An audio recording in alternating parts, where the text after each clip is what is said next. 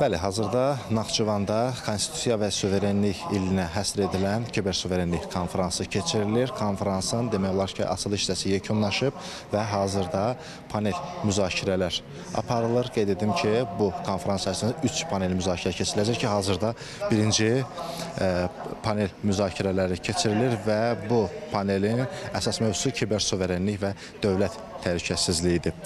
Qeyd etmək istəyirəm ki, bu konfransın məqsədi ölkənin kiber təhlükəsizlik ekosisteminin inkişafına töhfə verən müvafiq qurum, təşkilat və belə deyək, təşkilat və şirkətlərin nümayəndələri ilə birgə müzakirənin həyata keçirilməsidir. Bəli, burada bir çox mövzulara toxunulur və mən bir neçə mövzunu, bir neçə statistikanı nəzərinizə çatdıracağam.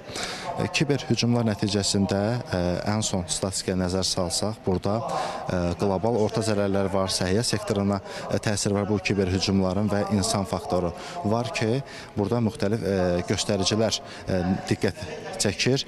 Belə ki, 2024-cü ildə hər məlumat sızması nəticəsində orta maliyyə etkisi 4,88 milyon ABŞ dolları olub.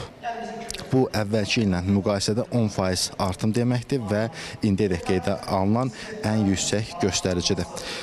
Səhiyyə sektorunda isə 2024-cü ildə Amerika Birləşmiş Ştatları səhiyyə sahəsində 276 milyon insanın şəxsi sağlamlıq məlumatı sızıb.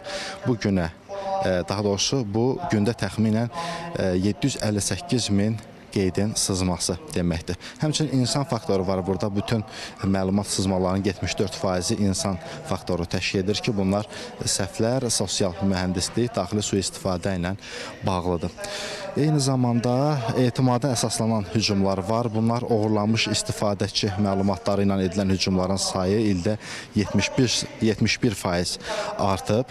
Pozuntuların aşkarlanması müddəti isə, daha doğrusu məlumat sızmalarına görə orta hesabla 204 günə təşkilatlar bu sızmanı aşkarlayır və 73 günə nəzarət altına ala bilirlər.